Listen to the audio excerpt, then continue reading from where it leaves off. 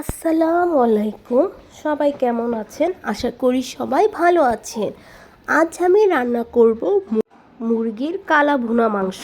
তো এর জন্য আমি ফার্মের মুরগি নিয়ে নিয়েছি, একটা 1.5 কেজি ওজনের ফার্মের মুরগি। এখানে দেখতেই পাচ্ছেন আমি কিভাবে ছোট ছোট টুকরো করে পিস করে নিয়েছি। এগুলো বেশি ছোটও না আবার বেশি বড়ও না, মাঝারি সাইজের। তো এখানে আমি লবণ দিয়ে দিচ্ছি আর দিয়ে দেব হচ্ছে হলুদের গুঁড়ো। লবণ আর হলুদের গুঁড়া দিয়ে আমি মুরগিটাকে খুব ভালো করে আগে মাখিয়ে নিব।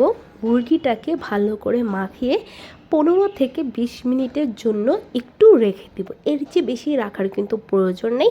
আর চাইলে আপনাদের হাতে সময় কম থাকলে সাথে সাথেও ভেজে নিতে পারেন।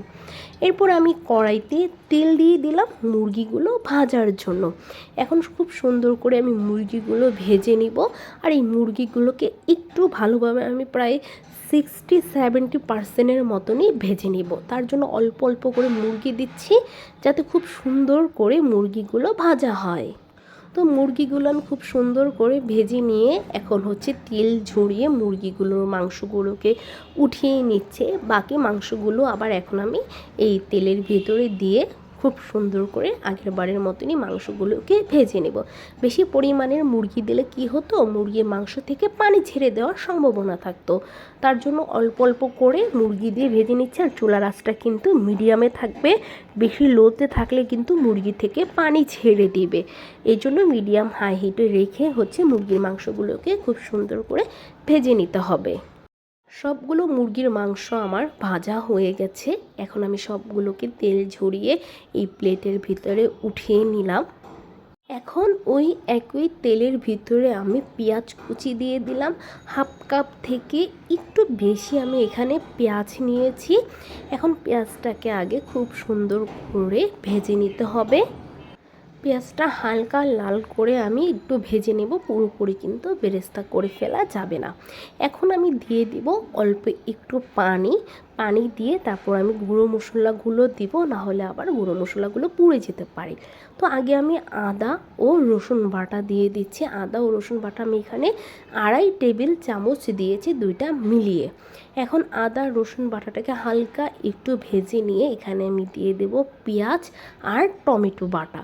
এখানে দোনোটাই হচ্ছে 3 টেবিল চামচ আছে। 1.5 টেবিল চামচ টমেটো আর 1.5 টেবিল চামচ হচ্ছে পেঁয়াজ বাটা। এখন সবগুলোকে আগে বাটা মশলাটাকে আমি একটু কষিয়ে নিলাম, কারণ বাটা মশলার থেকে না হলে একটা স্মেল বের হয়ে।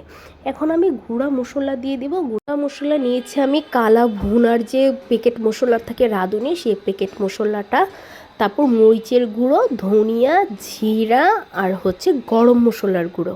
তো এখন খুব ভালো করে মশলাটা কষিয়ে নিব। আর কালা ভুনাটা কিন্তু রাঁধুনির প্যাকেট কিনতেই পাওয়া যায়, আপনারা সেটা এনেই কিন্তু রান্না করতে পারেন। তো যেহেতু কালা ভুনা রান্না করব, কালা ভুনার মশলাটা কিন্তু একটু বেশি দিতে হবে। আর এখন লবণ দিয়ে দিলাম, দিয়ে খুব ভালো করে মশলাটাকে এখন কষিয়ে নিতে হবে, না হলে কিন্তু মশলা থেকেও গন্ধ বের হবে, যেহেতু মশলার পরিমাণটা একটু বেশি। তো এখন খুব ভালো করে কষিয়ে নিয়ে যখন মশলা থেকে এরকম তেল বের হবে, তখন আমি দিয়ে দিব ভাজা মুরগির মাংসটা। তো মুরগির মাংসটা দেওয়ার পরে এখন খুব ভালো করে মুরগির মাংসটা মশলার সাথে মিশিয়ে নিব। এখন একটু মশলার সাথে মুরগির মাংসটাকে একটু কষিয়ে নিব।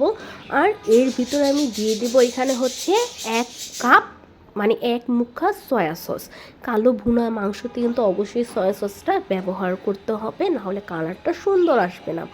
আর দিয়ে দিতে হবে টমেটোর সস। এখানে আমি টমেটো কেচাপ ব্যবহার করছি। টমেটোর কেচাপ আমি এখানে প্রায় 3 টেবিল চামচের মতো টমেটোর কেচাপ দিয়ে দেব। তো টমেটোর কেচাপটাও এখন খুব ভালো করে মুরগির মাংসর সাথে মিশিয়ে নিব। এটা পুরোটা ভাজার উপরেই হচ্ছে রান্নাটা খুব সুন্দর হবে। তো খুব ভালো করে কষানো হয়ে গেছে। এখন আমি দিয়ে দেব মুরগিটা সিদ্ধ হওয়ার জন্য গরম পানি।